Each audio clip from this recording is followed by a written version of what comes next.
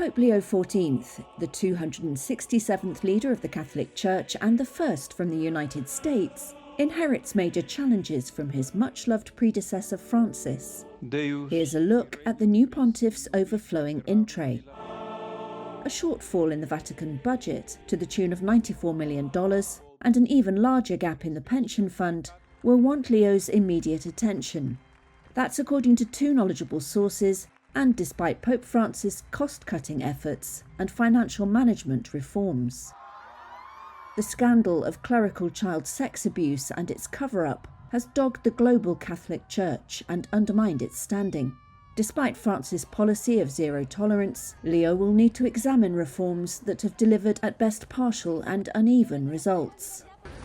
Under Francis, tensions erupted over whether the Church should be more welcoming towards the LGBT community and divorcees, and let women play a greater role in church affairs.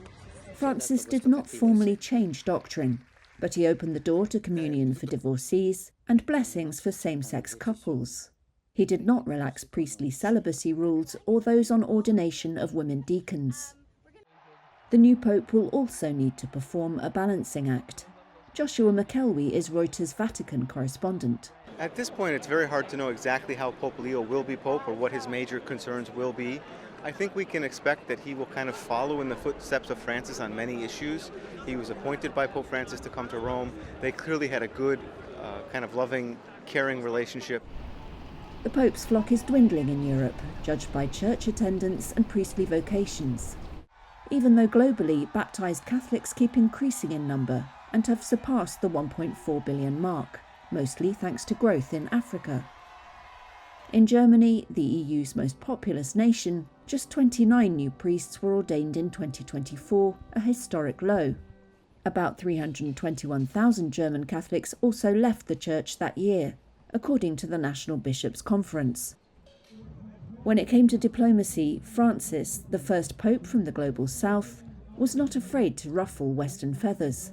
He spoke out on climate change and was a critic of tough European and US immigration policies, putting himself at odds with US President Donald Trump.